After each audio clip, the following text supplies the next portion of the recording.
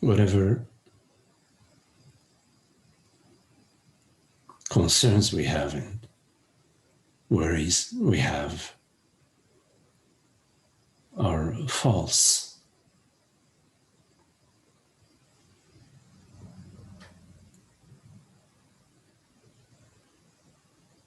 They are a misunderstanding.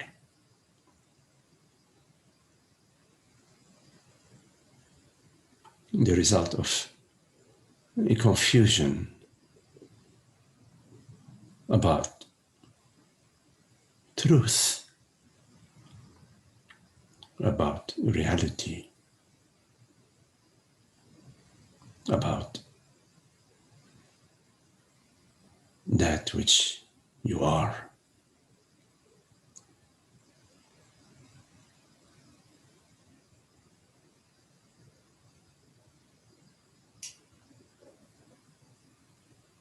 How sweet and easy flow life is when we are innocent, when we are free from defending a personality, when we are childlike, fresh, and spontaneous.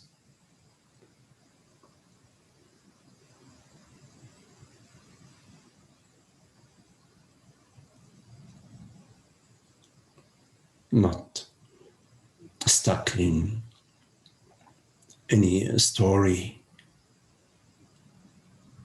about me in the past or the future.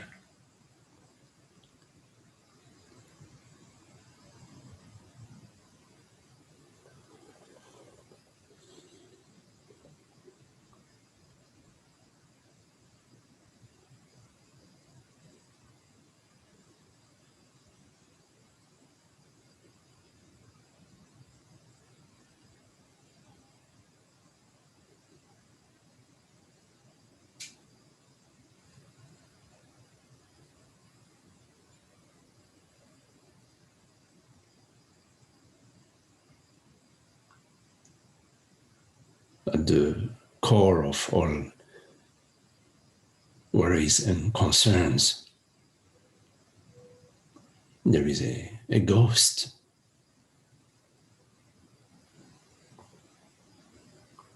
Nothing which is real.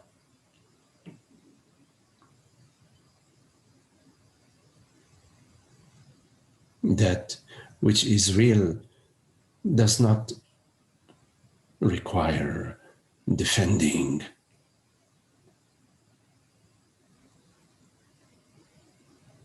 protecting.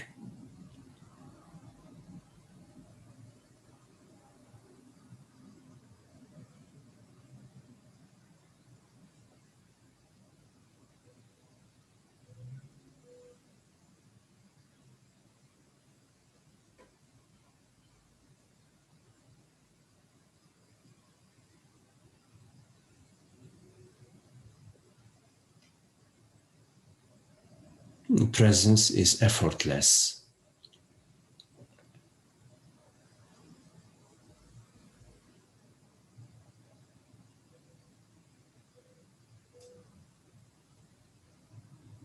Impersonal.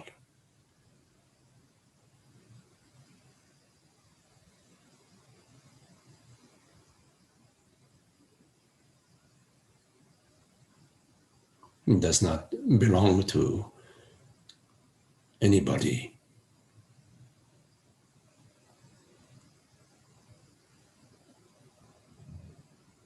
This effortless presence is the reality of I, is your reality, the one reality, transparent, aware presence.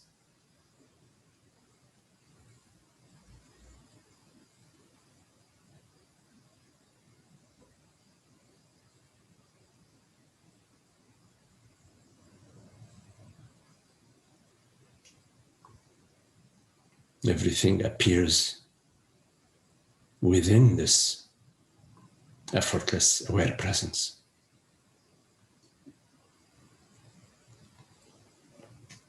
Hearing these words,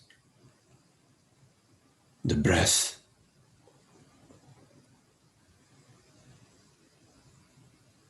the sensation of your feet on the ground,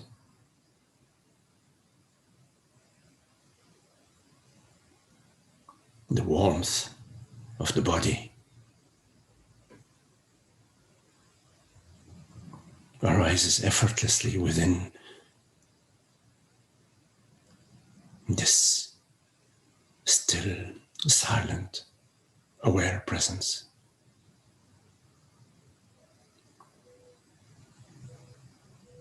There's no one that's doing anything, no personal doer, no person to protect.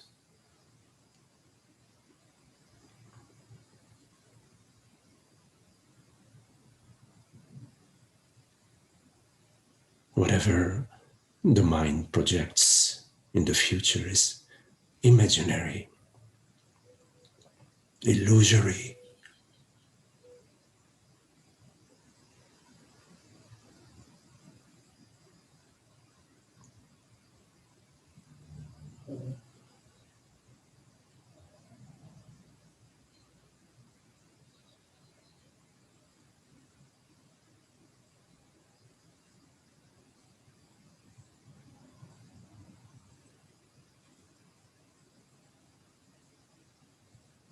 The activity of the mind arises within your stillness.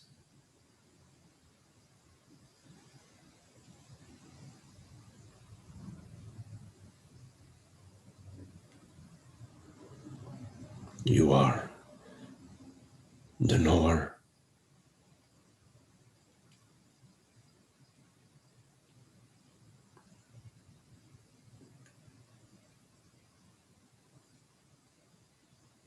Not as a body-mind,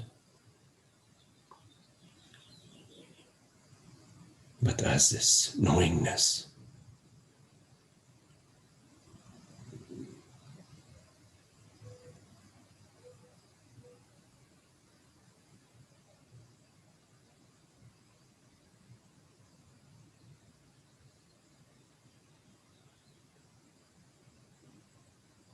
You are not a concept. You, I, is this the reality of awareness,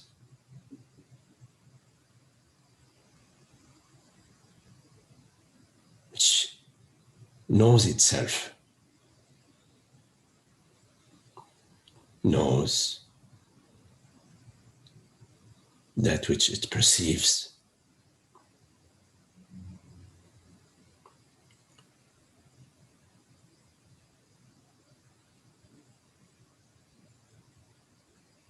And knows itself independent of any perception.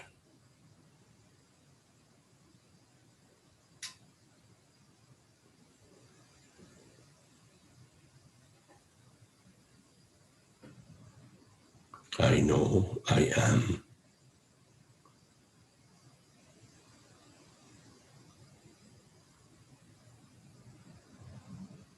And this I, which knows it is this very knowingness.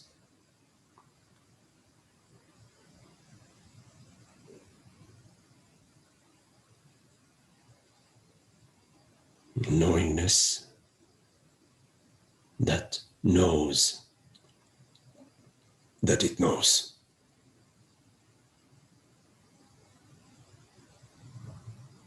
And knows that it is.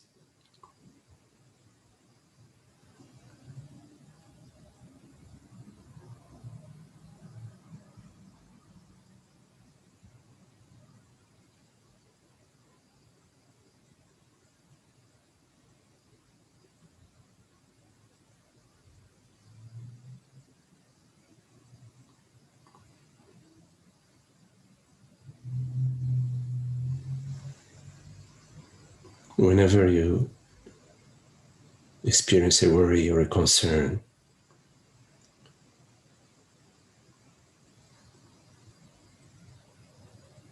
although it may feel very real, you are in the dream, the illusion of the sense of separation, meaning you are in the cocoon of me, the personal aspect,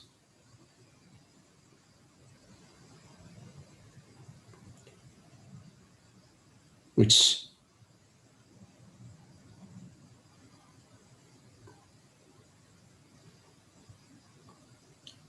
maintains itself via the belief that I am this person, whatever way we define a person.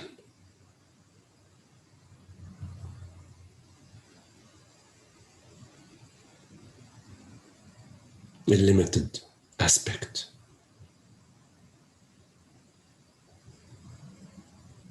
Birth and death, a span in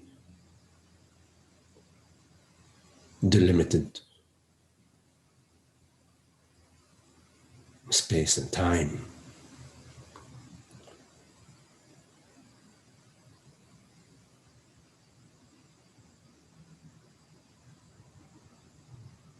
Within this cocoon, there is no happiness, no freedom, no joy, no peace, no beauty.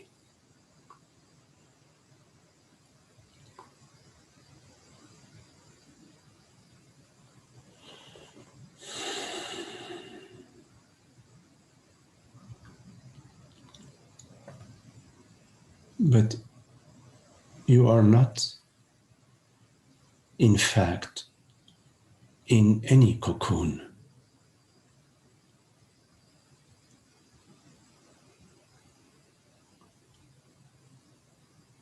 You are not, in fact, limited in any way.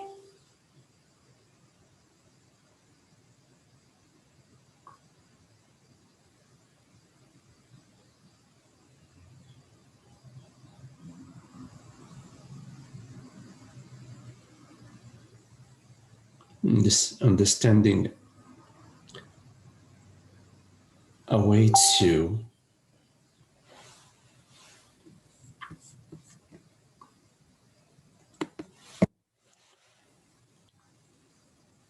and requires you, calls you.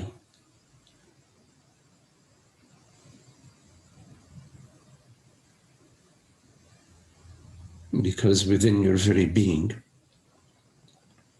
within your very heart, you know yourself.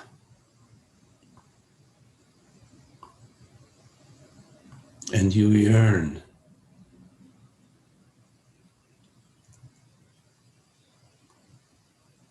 to knowingly be yourself.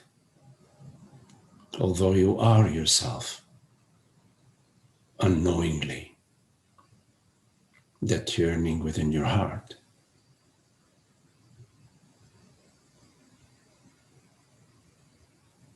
is there in one way or the other. It is calling you.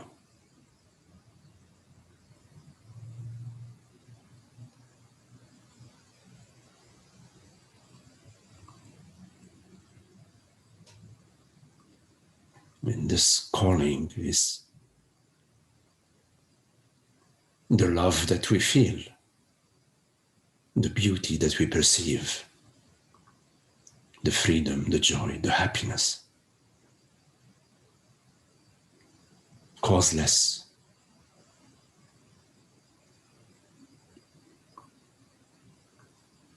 that we know without any doubt.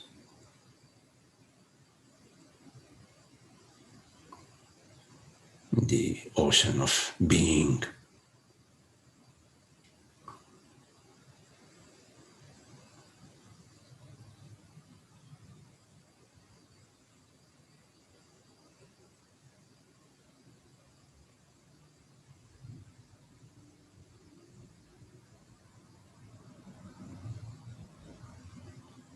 Sooner or later,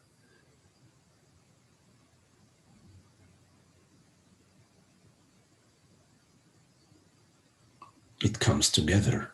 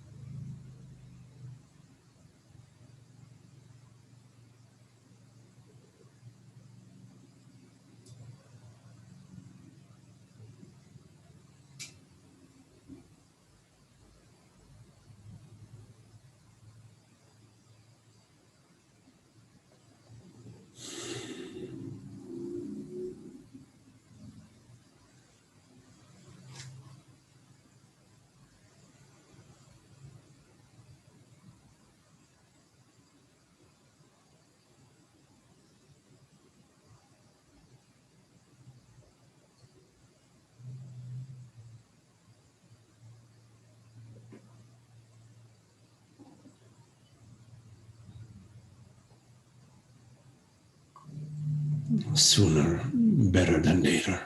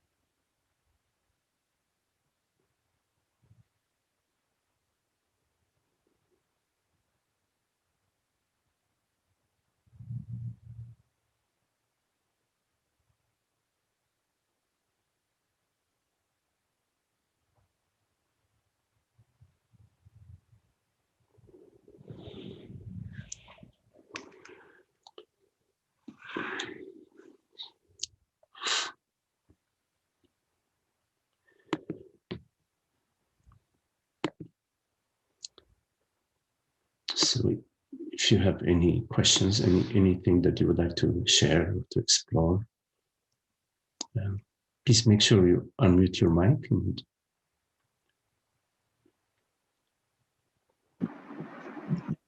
hello, Magdi. hello, Umer. Yeah, Magdi, I asked you a question, but it seems like we have the opportunity to ask here. So, how good was your contemplation and inquiry when you were practicing abiding as awareness versus when not practicing abiding as awareness? I'm sorry, can you repeat your question, Umer? Okay, wait a minute. Yo, can you hear me now? Yes, yes. I heard you before, Okay. but not clearly. Yes. Right. Okay. So my question was, how good was your contemplation and inquiry when you were abiding as awareness versus when not abiding as awareness? Because obviously you know by now that me and Palmer, We are only contemplating when we are abiding as awareness. Oh, yes. So, in abiding as awareness, there is no one abiding as awareness. When there is someone abiding as awareness, then there is a separation between the abider and awareness.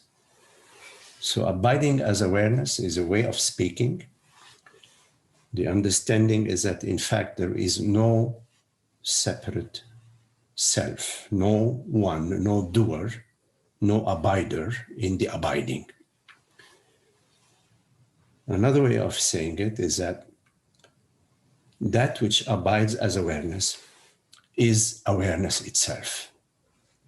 It is not possible for Umer or Magdi or Joe or Billy to abide as awareness, because a mind impression is an impression that arises within awareness.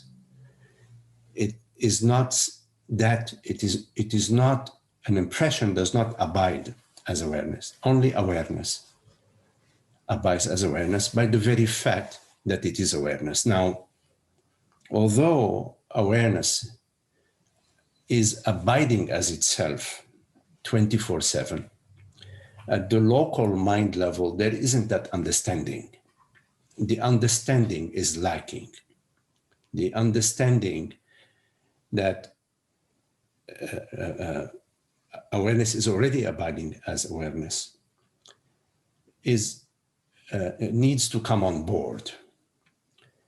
In ignorance, there is the belief that that which can abide as awareness is me, the personal mind. A personal mind cannot abide as awareness. It can come to a certain stillness, a certain quietude, a certain quietness. And this quietness can allow the understanding, can facilitate the understanding. The understanding, in terms of your question, is that awareness is already abiding as itself. So would you stop contemplating the moment you realize that awareness is abiding as itself? Contemplation is never ending. Because one of the aspects of consciousness is that consciousness loves reflection. It reflects onto the world and it reflects onto itself. It contemplates the world, its creation, its manifestation, and it contemplates itself. So contemplation is never ending. But what ends is the sense of separation, the confusion, the unhappiness, the misery, the worry. That ends.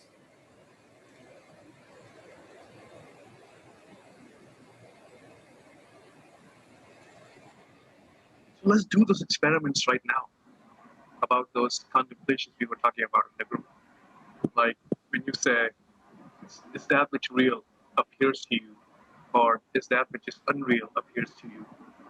So the only thing that is real to me is the witnessing awareness. Yes, the witnessing awareness is real. It is real in that it is ever present in your experience. Thoughts, perceptions, feelings, emotions come and go, but they come and go within the spaciousness of awareness. It's like the ocean and the waves. The waves, they come and go, small wave, big wave, etc. But the water or the ocean doesn't come and go. So yes, the reality of your experience is awareness, consciousness, presence, beingness, whichever way you want to word it. And that reality is second to none. In other words, there are two realities. only one reality and is not limited by the perceptions or the sensations or the feelings of the world.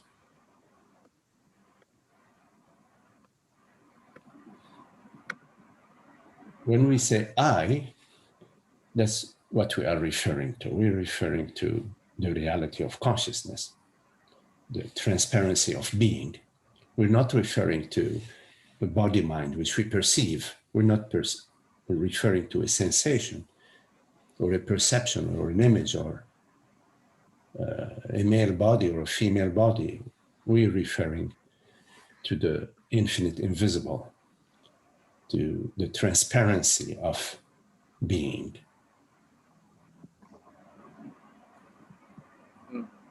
Yeah, but I just don't feel, or I just don't find any I involved in this witnessing awareness. You don't find any I?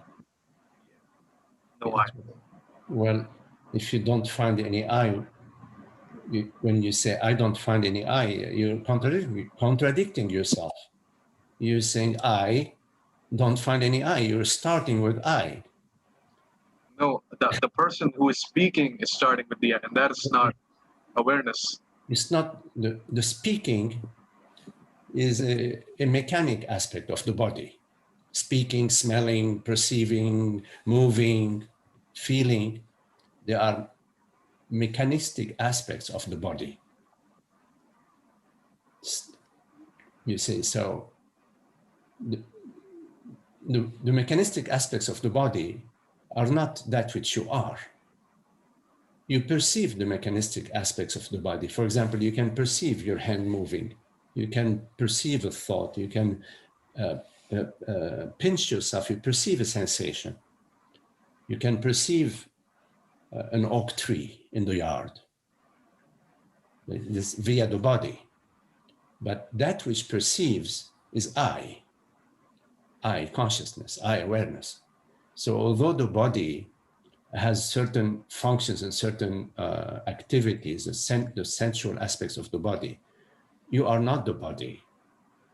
Yeah, I know that, but I'm just saying, we're just saying that we don't find any I in this witnessing awareness. So how can we say that this awareness is the I? No, the witness, within the witnessing awareness, there is no separate I. There is no separate self, yes. But awareness itself, we refer to awareness as I.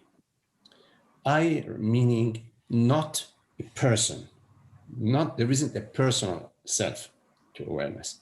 We refer to awareness as I being the presence.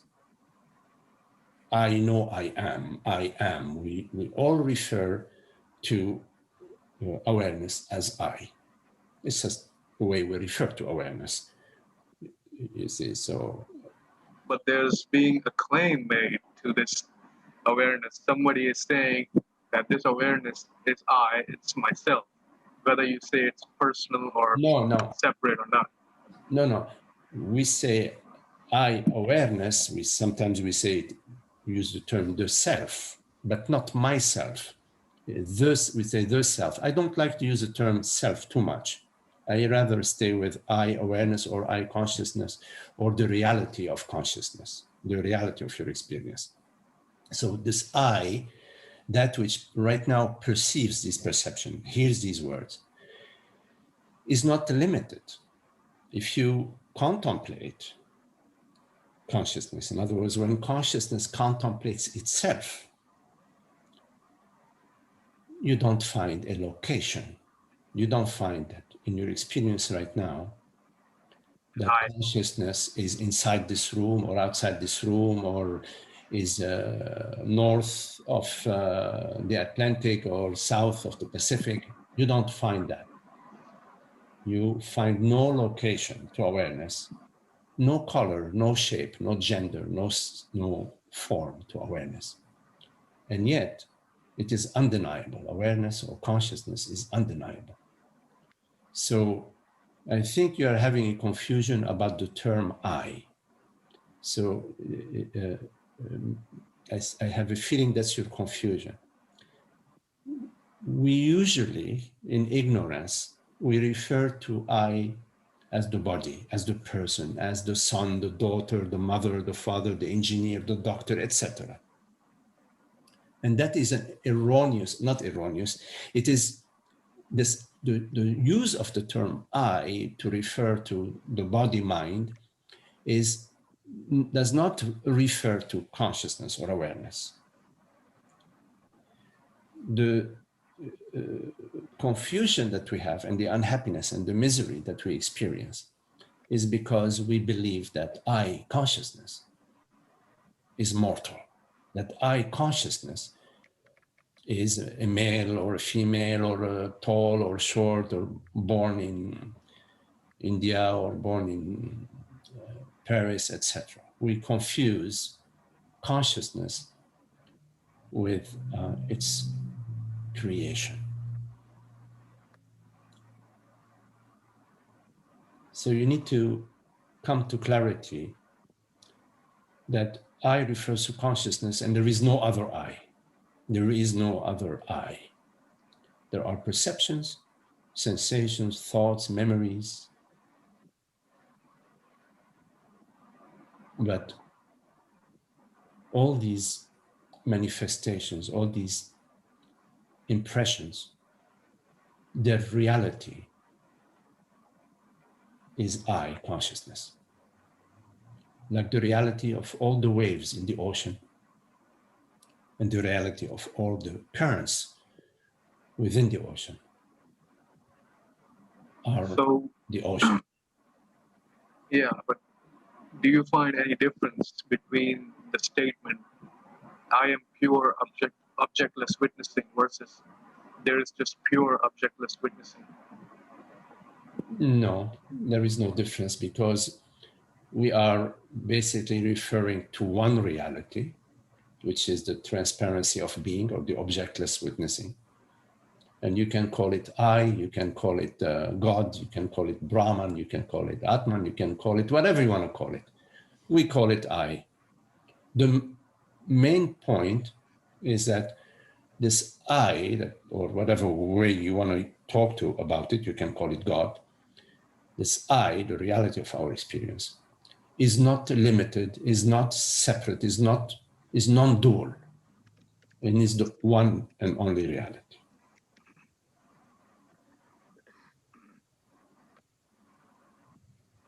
And last night you said, if you believe in doing, then the conclusion is there is one real doer, which is awareness. And if you don't believe in any doing, then you say that awareness is not doing anything, nor is anybody else doing anything. What does that mean? Okay, now you are going into a different question, which is about doership, doing and doership. So I will answer this question, and then we can go to other questions and come back to later on. So concerning doing, okay, in ignorance there is the belief that I am doing things. I am driving a car. I am opening the door. I am doing. I meaning I. The body is the body is doing, and we refer to this doing as I am doing. So there is the belief and the feeling that there is a doer, a personal doer. When you look for this personal doer, you don't find it. You find the thought that there is a personal doer. You may find a feeling which is interpreted as evidence that there is a personal doer. But in fact, you don't find a personal doer. So if there is no personal doer that you can find in your experience, why do we talk about doing? Because doing refers to somebody doing something. So when you look closely, please hold on. Yeah. When you look closely at your experience of a doer, you don't find a personal doer. So you have choice here. Either you say, well, this whole conversation about doership and doing and a doer is a moot conversation. It's an abstract conversation that has no foundation, no reality, and you drop it. But if you insist, and quite a few people insist, well, there is a doer. There must be a doer. There is a doing. What is it that is doing? Then I would say, as a sort of a concession, I would say, okay, if you insist upon doership and doing, then I would invite you to consider that the doer, if doing is real, the doer of the deed must be real. In other words, if doership is real, if doing is real, then the doer of the deed must be real. Okay, if that is the case, then in your experience, what is it that is real? That which is real in your experience is consciousness. So therefore, consciousness is the doer. So I just presented you with the first reply that there is no doer. When you look around, you don't find a personal doer. There is no doer. And if you still insist upon the conversation around doing and doership, then the doer is God or consciousness. Universal doer, universal creator, universal perceiver, universal being. So although there are 7 billion or more minds, the doer is one.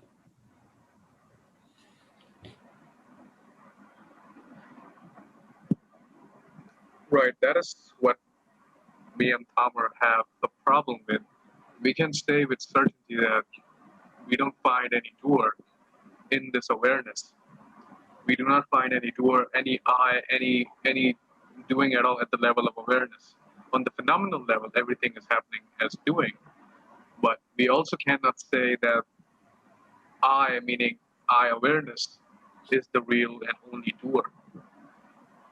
On one hand, we agree with you that there is no personal doer found in awareness, but we cannot agree on the other hand that awareness is the only doer in town. So if you are satisfied with option A, that's good enough. You don't need to follow my conversation into option B. Stay with option A. So does that mean we get to claim that there is no I as well?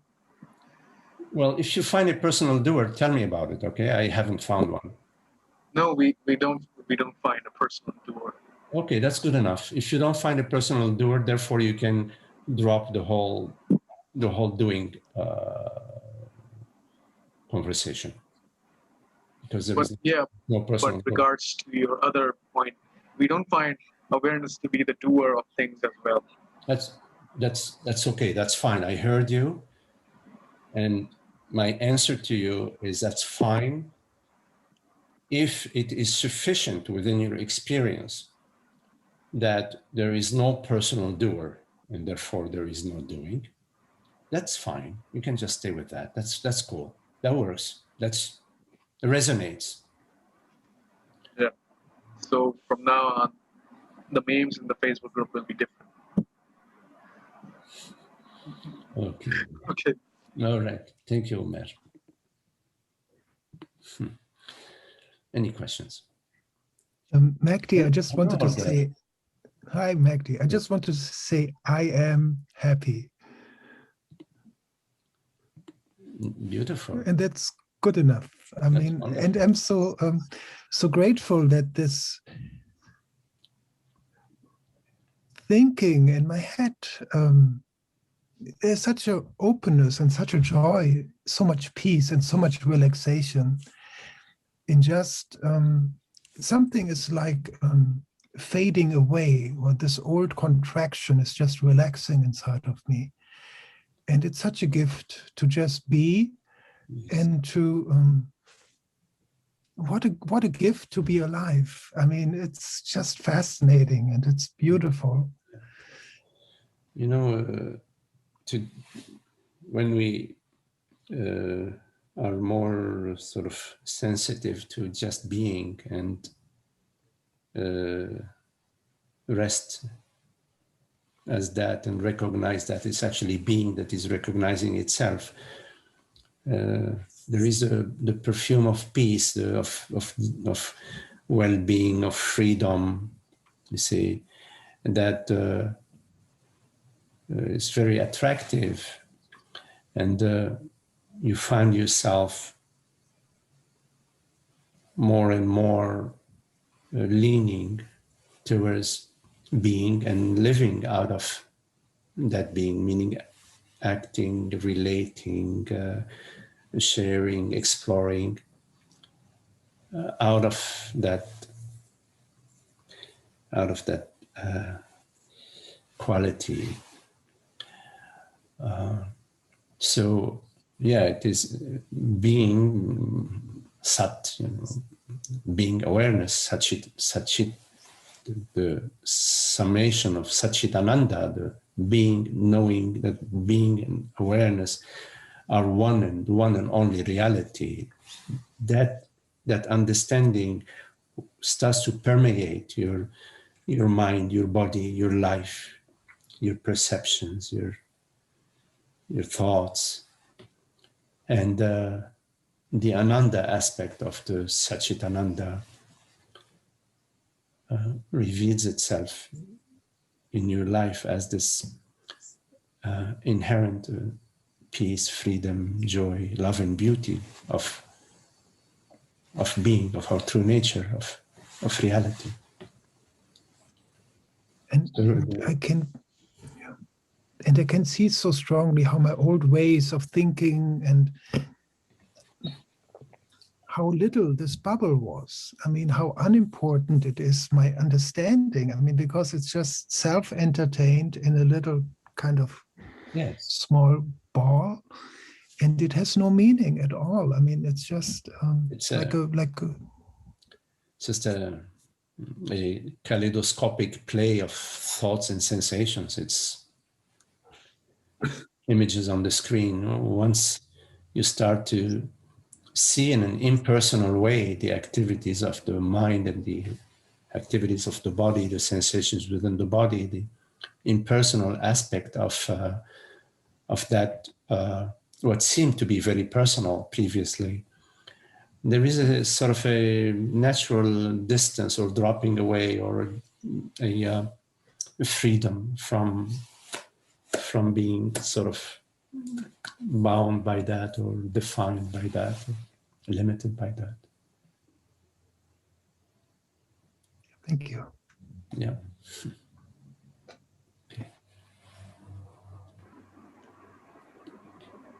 Magdi, can I share something? Yes. Hello, Mina. Yes. Exactly what you were talking about in this meditation, and it was today. We are speaking always with I because I is. There is only one I. Yes, I is absolute. Yes. And for the first time, there happened a shift today. I had something. I was living some situation. I used always to react in the same way, in this situation. Yes. I took the position that I have to defend myself. Yes. And so there was a struggling, and for the first time, I stepped away. Mm-hmm. And I let the situation happen by itself. Mm-hmm. Yes. I didn't took a position. I was only like the space in which all appeared. Yes. And it was amazing what happened. Exactly what you are speaking about. Mm-hmm. That there was no more this personal sense. There was nothing to defend. And there was only the happening of the situation, but very natural. And it was like a river flowing and blah, blah, blah, blah. Yes. And it passed and all was fine and all was, Yes. and this was the first time where I realized, because until now it was a little bit like theory, you know, Yes, yes. that listening to this truth and understanding, but not really, it was not really dropped in. Yes, yes. And the first time I understood what means transcending something. Yes. And to being in this state without taking this cocoon. And I feel also very, very, very happy and very blessed that this came like that. Yes. I had the impression that this was like one key opened 10 doors at once. You're right. Yes, yes, it works that way. In a way, it's somehow it's all connected. You know, when we drop into being, and there is an experience that arises, and somehow this stillness sort of comes on board. It's sort of, we're not even thinking it. It's as if it sort of takes over. It comes on board, and it's, yeah, there you are, perceiving what's happening. And also you're perceiving, sometimes there is an inner voice that arises that says, oh, you know, I think I would like to close this door and open that door. But that voice comes from that same place. It doesn't come from, I want to defend myself, or let me get ahead of this or that. It comes from that same placeless place of being, of recognition of the impersonal aspect of life, and that there isn't any body to defend and no necessity to defend anybody. I am all of life. All of it, like in this moment, can't separate myself from what?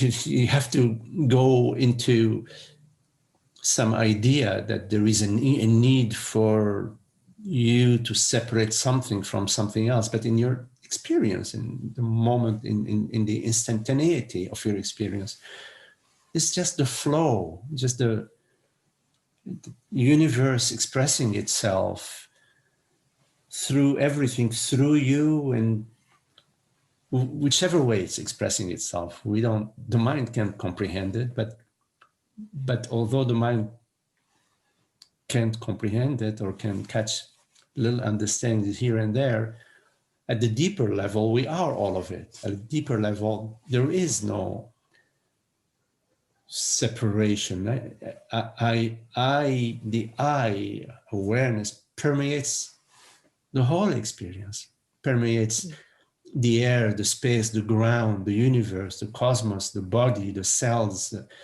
the heartbeat, the colors, the sounds.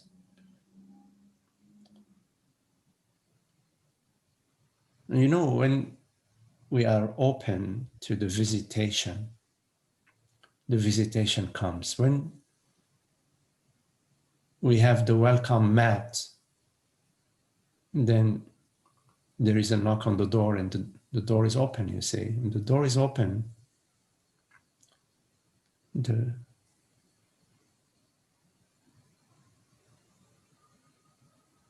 We are open to our true nature. We are open to truth, to reality. Like the wide open sky is open to infinite, whatever, galaxies, clouds, birds. It's that openness is truth. Truth is openness.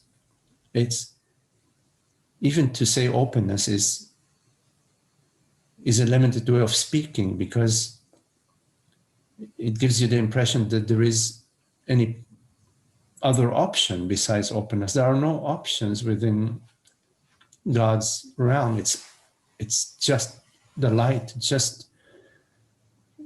it's all manifest, it's all expressed, nothing is hidden. And that understanding sort of comes to us because we're open and available to that expression, to the universal expression, to express itself through us in our life, in our mind, in our being. And it does so when we are open and interested, and we explore. Sometimes we look into things, but not in order to get somewhere or to gain something. All that is part of the illusion, because the rat race is all an illusion. That we are rats on this planet racing is all an illusion. It's a falsehood.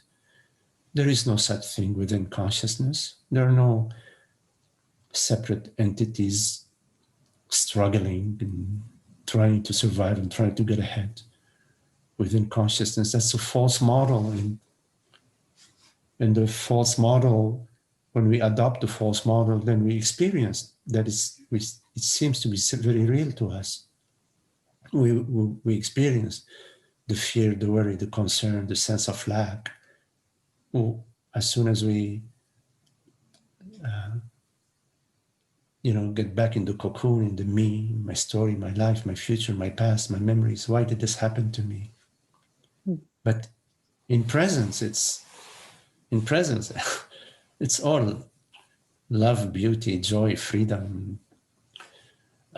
It's effortless, and that's magnificent.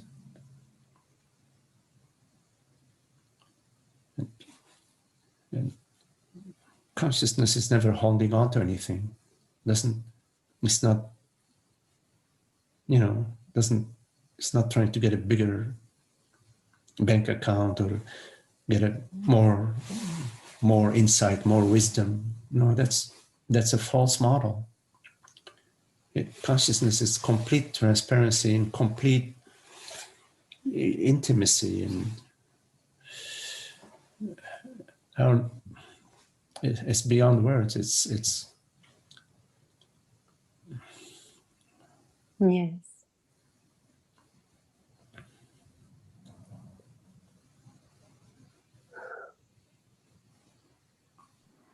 And this is where we truly meet, where we truly meet each other, and where we truly meet ourselves in and as that borderlessness, that effortless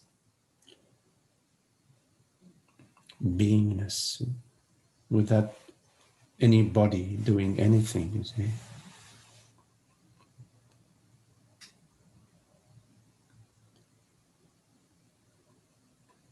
Yes, beautiful. It's a magic show. Yes. One-man show. Magdi? Yes. It's Umar, once again. Okay. Nice talking to you, man. Hello, Umar. Yes, Umar. Yeah, Magda, what can you tell me about non-attentive awareness without any objects? Oh, yeah. See, so when you look at your experience, okay, in this moment, there are perceptions, there are sensations, there are thoughts. So we refer to them as objects. So that's awareness of objects, let's say, or awareness, quotes unquote, in the presence of objects. One moment. Yes. So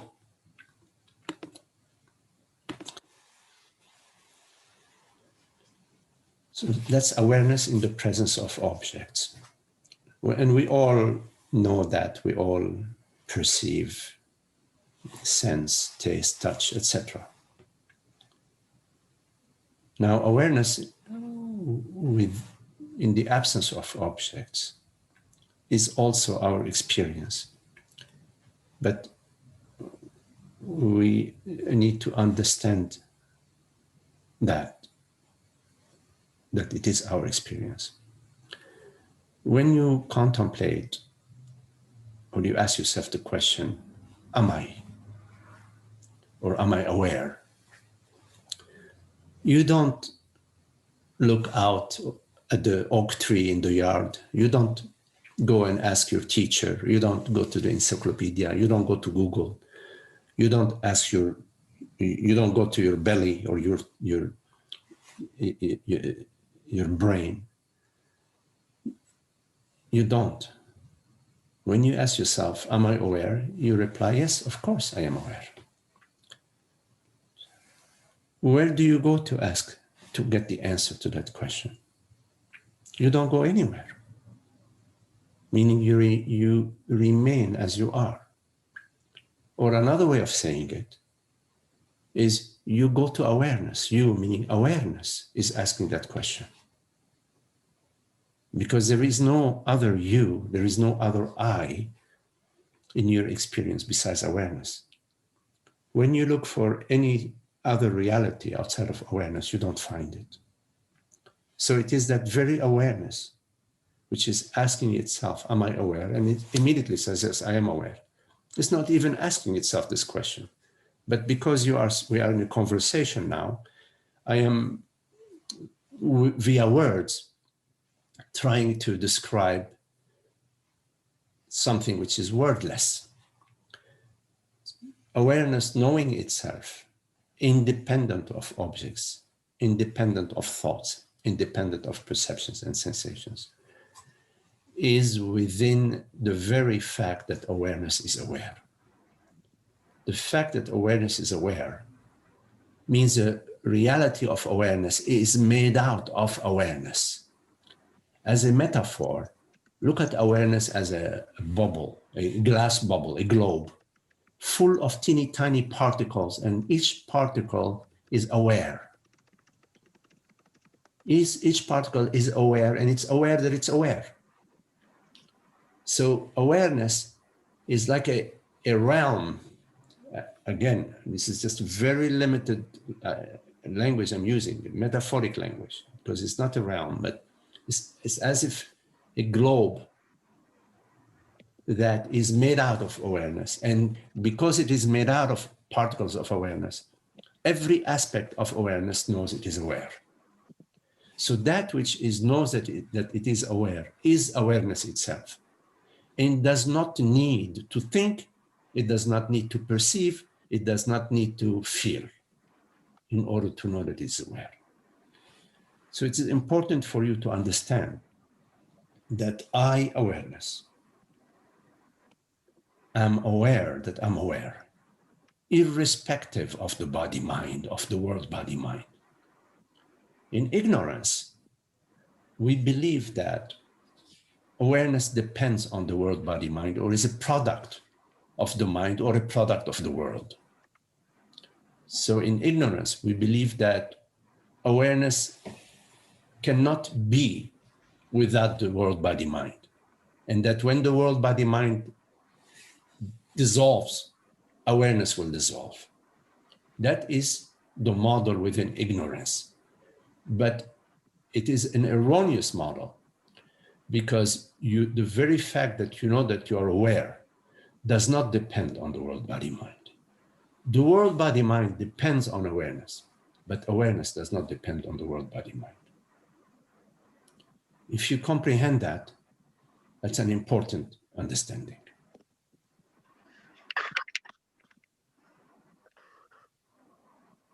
So can we experience non-attentive awareness right now? Can we? What do you mean by we? Who is the we that you are referring to? By that I mean awareness. Okay, so can you rephrase your question? So can awareness experience non-attention right now? Can awareness experience awareness right now? No, non-attention. Awareness is non-attention. Because right now we Awareness, are aware. when you say attention, you are referring to an object. For example, I'm aware Yes. of holding these glasses, or I'm aware Yes. of perceiving a thought. So when you're saying non-attention, you are referring to awareness without objects. Yes, but Okay, so how is it possible? You rephrase your question then based on what we just said. Okay, so how do we, as awareness, experience awareness without any objects right here, right now?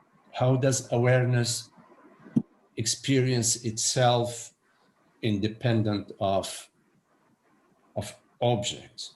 Without any objects. Yes, I already answered that. The very fact that awareness is aware, in other words, the very fact that awareness is made out of awareness, it is aware.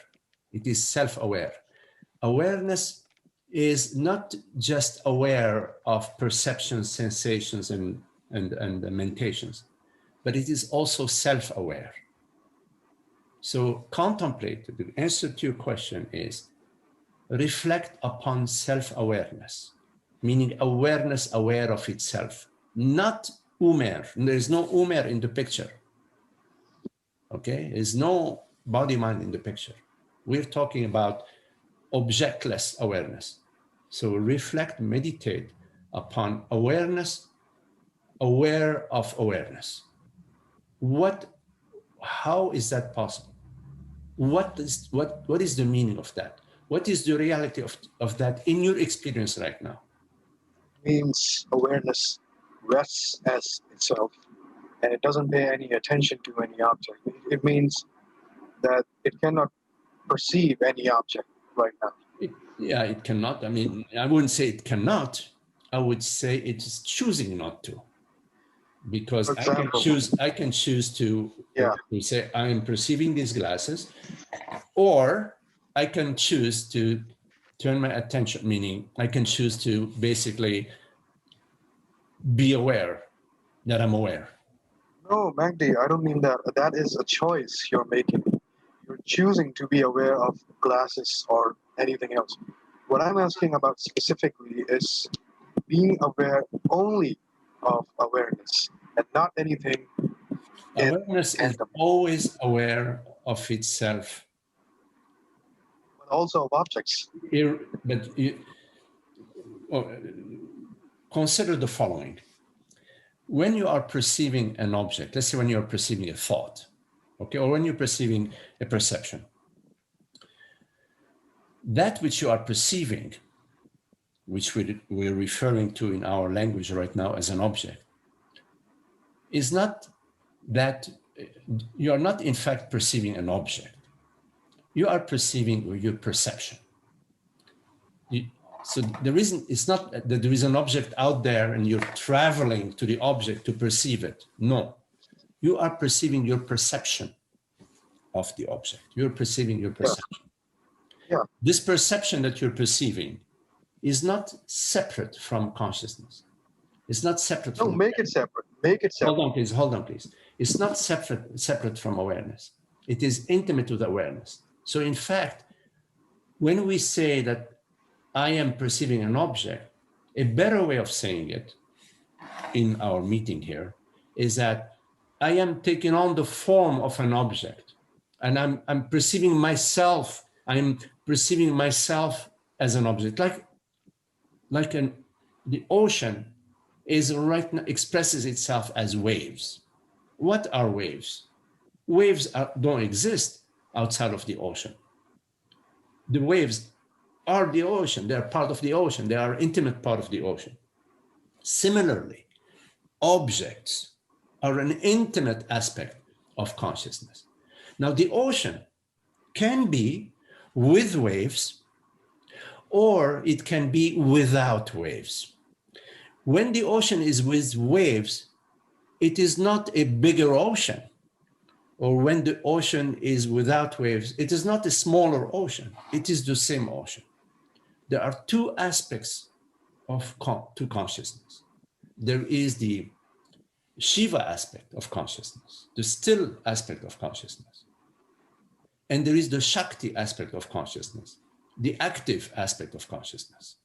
The active aspect of consciousness we refer to as consciousness taking on the form, taking on a form of a banana, of an apple tree, of a perception, of a sensation.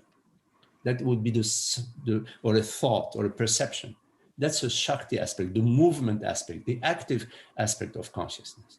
And the still aspect of consciousness is the Shiva aspect, the peace aspect, the stillness aspect, the silence aspect. They are not two. You are trying to separate them as two. You are saying, okay, show me the ocean without waves. Or I know the ocean with waves, show me the ocean without waves, as if they are two. The ocean without waves is that same ocean with waves, but it's... Magdi, I wouldn't exactly call it trying to separate an ocean from the waves. Instead, I would call it trying to separate the impurities from the water. The impurities? Yes. There's one impurity in non-duality, one impurity is the belief that consciousness is limited and separate. Don't worry about any other impurities. Just that one impurity is all you need to worry about. Okay, so I ask you that. You said awareness is choosing to perceive the objects through the objects, perceive itself through the objects, right?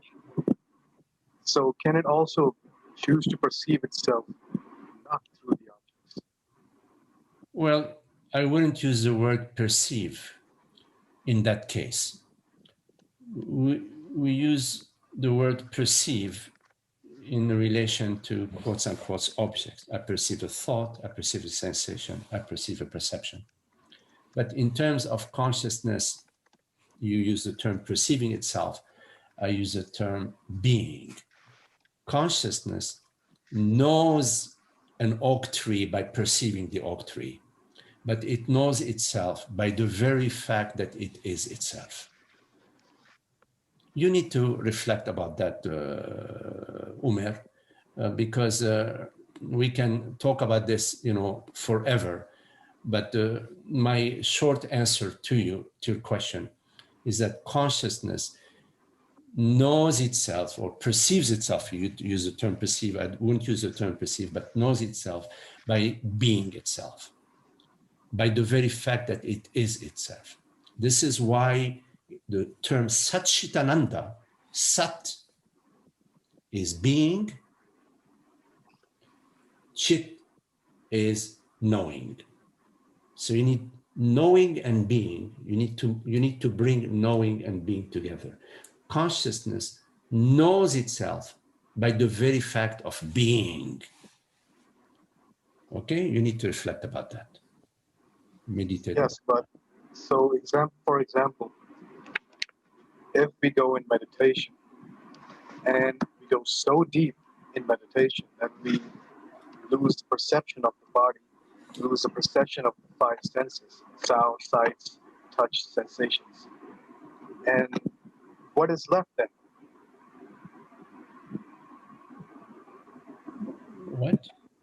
What is left besides the five senses? Yes, let's say you're in a meditation like coma and you don't perceive anything. You perceive nothing. For the first time in your life, you're not perceiving anything, yet you are aware. So if you don't perceive anything, then what is your question? How do you know what are you perceiving? The objects are gone. So will you be perceiving or being awareness, knowing awareness? You are confusing. You're confusing two dimensions. You are confusing the level of mind, which is in the realm of perception, sensations, meditations, and the realm of consciousness. You are confusing levels. I don't think we really can get much further right now, Omer, but you are confusing levels, okay? And you need to understand that at the level of the mind, you cannot get it. You will not get it. You will, what you're trying to comprehend via the mind is not possible. The mind has to surrender to the understanding. So via thinking, you can deconstruct some of your beliefs. But if you deconstruct some of your beliefs and you go back to those beliefs again, and you deconstruct them and go back to them again, you are stuck in the mind. In terms of experience, Magdi, a few days ago, I had a meditation experience where I lost all sensation of the body, all sensory phenomenon. There was nothing to be aware of. So Okay. at that moment in time, how would I be aware that I am aware? When you say, how would I be aware that I am aware, what is the I? When you say, how can I? What are you referring by I? Right there, you are confusing. No, I mean awareness. Yeah, very subtle. You're referring to I as Umer. I, Umer, cannot be aware that it is aware. Only I, awareness, is aware that it is aware. Only the witnessing aspect. I'm sorry? Only the witnessing aspect, Magdi. I mean the witnessing aspect. Witnessing awareness. What do you mean? I don't understand. I don't understand. I mean that which perceives. You perceive right now. Yes. So can awareness perceive itself when there's no sensation, no object, no nothing, not even a sense of perception? It cannot perceive itself objectively when there are no objects. That is when we have pure awareness, subjective awareness. Can we say that? Repeat that last thing you said. Can we say that at that moment we have pure awareness, subjective awareness? Well, that would be, I would say yes, but that would mean nothing if you're lacking the experience. Yes, we could say that. We could say that in the absence of objects, there is subjective awareness, but it means nothing because you're still at the mind level. No, we've crossed the mind, Magdi. The mind is gone. You're still at the mind level. You are. Mind is gone. We cannot even sense the mind. How can you say the mind is still here? I told you in the few days ago, I drowned in awareness. I was gone. Mind, Omar, gone. Everything gone. There was nothing but awareness. Okay, the experience of awareness, knowing itself or experiencing itself or being itself, is the experience of peace, causeless peace. Or grounding.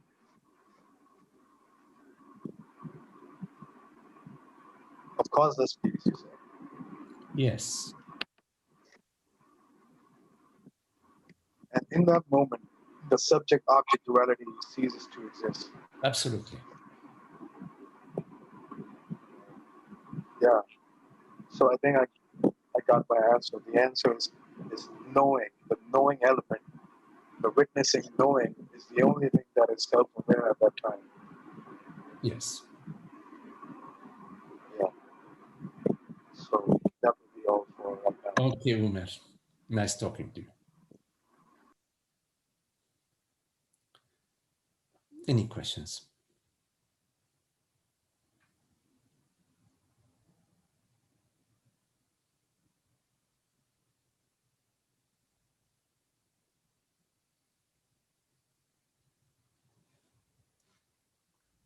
Change yours. Okay. Hey, Yes. Hello. it's Anita. Monita. Anita. Anita. Hello. Hello, Anita. You remember me? Oh yes. Hello. Yes. Nice to see Friend. you. Oh goodness, it's been so long. Yeah, lovely to see you. It's good to see you. I Yeah. have a friend here. I wanted him to meet you. This is John. Hello, John. Lovely to meet you, John. Yes, wonderful. Yes. Oops, I don't. One moment. You are muted. You're muted. You're muted. You are muted. Okay, we undid Oh, it. now Okay. you are muted. Yes. I'm bad at this. I touched something. Anyways, yeah, I've been wanting to jump onto your things for a while, and it just every day something happens and I forget. Yes. So Yes. here Yes. we are finally. Oh, wonderful. Lovely. I wanted John to meet you, but while you were speaking, I recognized something about us. Yes. He's my on again, off again love. Okay. A lot of on again, off again. Yes. Yes. And what I recognized from your speaking is that what we do with each other is what you're saying. It's like we go into the ego, the self, small self, and then we just drop it. We don't want to be there. But it's like without spiritual words, it's not we're doing anything spiritual, but we're just dropping this self-preservation thing and we're just opening to each other. Yes. And then Yes. I'm recognizing that, oh my goodness, we're just being. Yes. Exactly what you just said, being is blissful. Yes. It's Yes. peaceful. So Absolutely. we've been dropping out of ego, and we do that all the time. And I thought, my goodness, we're actually doing this. Oh, beautiful. Yes. And that's the value of us hanging with each Yes. other. Yeah, and that you know, the more we contemplate life and our life, and the more we realize how interconnected we are and how we are like all pieces of the same puzzle, you know. So then we realize it's so silly to be defending, closing, arguing our point of view, etc. It's like we're dividing ourselves from ourselves, you know. It's like sort of an inner tearing apart of ourselves. And then we realize it's so much easier and so much sweeter and so much more harmonious to be together in the flow, you know, to be interacting, you know, like the leaves of the tree and the wind, they interact, you know. There's such a harmonious way. And so the defenses over time, we realize, oh, it's so silly. You can let them go, and we can listen, we can interact, we can be considerate, be loving, be gentle. And what you said opening, and I realized that's what we do all the time, where we go into the little ego thing for a minute, not long. Yes. And then we just say, oh, this doesn't feel good, like you said. And we just open. And then I realized from your discussion, we're in presence. We're not thinking in spiritual terms. We're in presence. Yes.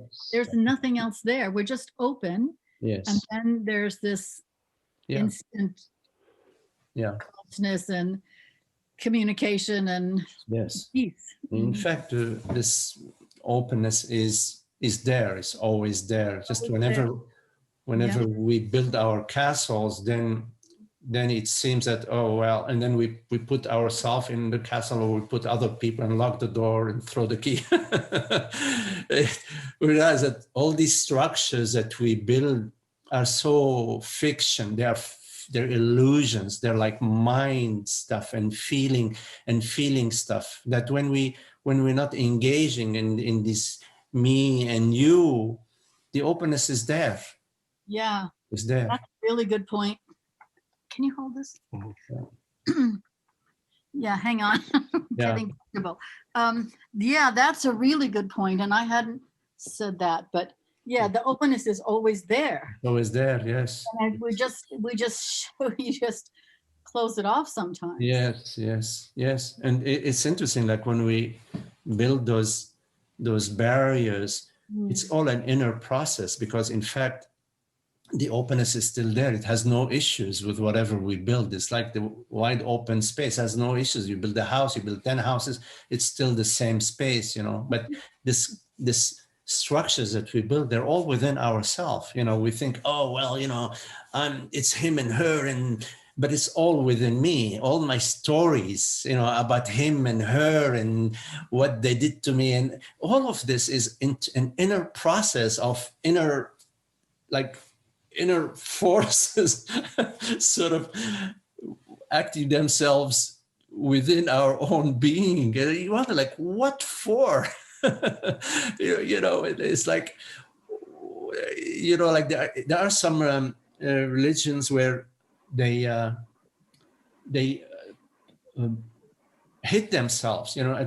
Some religion, you know, it's like, and you say, well, that's going to get me closer to God, you know. I mean, okay, I don't mean to be making judgments about that. No, the point is that there is no love and beauty and harmony or happiness in those processes that, you know, occur within us. Why do we maintain them? We believe that there is something important that's important for us to do that, because we are not stupid. We really believe that there is something important we are defending, and that's why we do it. But then when we look a little closer, we find that what we are defending is just my image. It's my story. You know, my story and my image. And I look at what is my story made of? What is my image made of?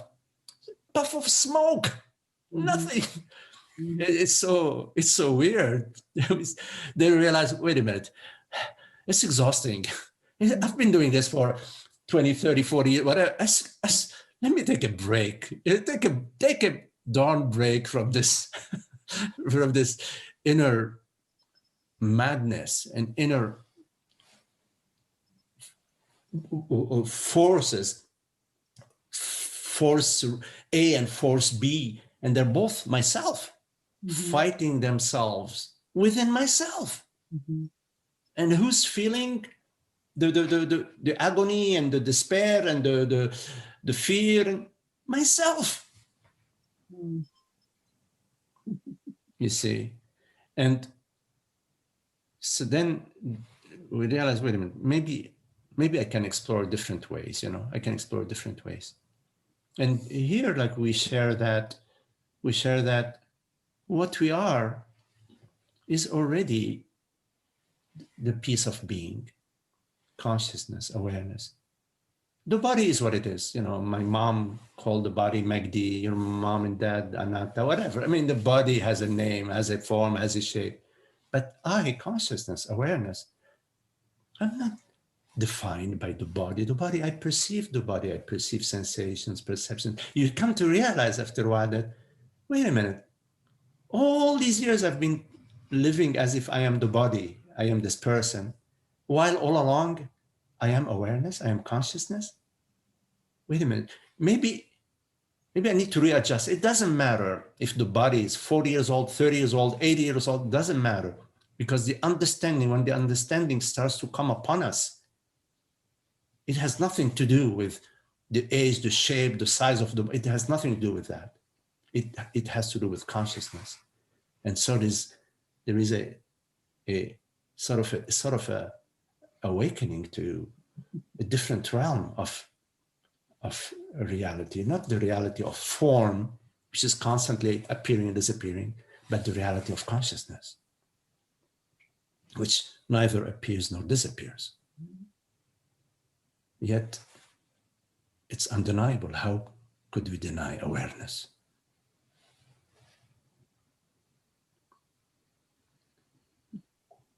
Thank you. Hey, John, nice to meet you, and good to see you, Anatta. It's been so long. I didn't, yeah. You are still living in Carolina? Were you in Carolina? Yeah. North Carolina, and I just ate at Chai Pani the other day, where you and I had dinner with your beautiful woman. Wow. We had dinner in Chai Pani. You were visiting. Oh, wonderful. So I thought, beautiful. Good to see you. Good to see you too. Good to see you Where too. are you living? I have moved with Tara to Southern California. We are in Temecula, about Temecula, where you all started. Yes, yes, exactly where we met. Yes. Do you see Jeff? Yes, yes. We haven't seen him due to the COVID now, but yes, he's around. Yes. Well, I'll be driving out there. I'll see you all. Absolutely, absolutely. You know, drop us a little word, and you know we'll hook up. Yes. Yes, love it. Okay. Okay, Nata. Okay.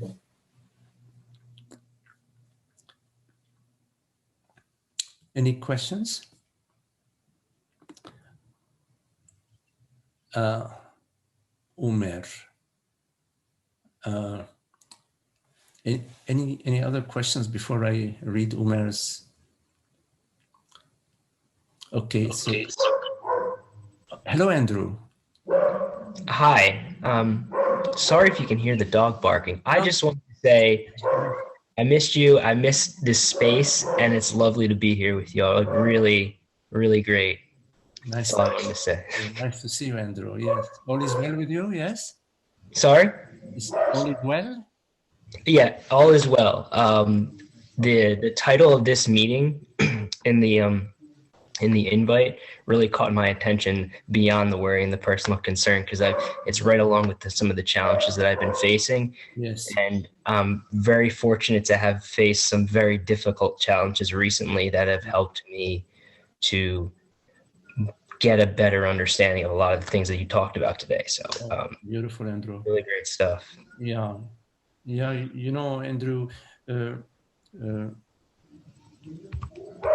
more we look into truth, the more we have that interest, the more there is a shift in that what seem to be challenges in our life start to be perceived as opportunities, as ways for us to sort of, you know, look into some aspects of ourselves that we're still holding on to, or some resistances that still remain within the feeling space. And so we start to perceive opportunities, life presenting us with opportunities to see some aspects of ourselves and that are still below the radar, you know?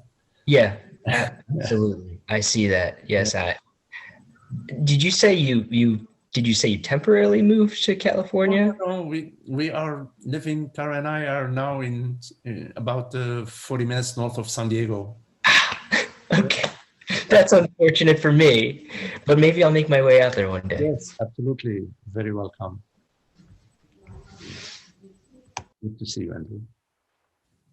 You too. Let me see. So, Umar, I'm going to very quickly look at your question, but because of the time, we won't be able to stay long with that. So you're right, Magdi. Why is it that we suffer instantly? There is a tragedy like death in the family. Well,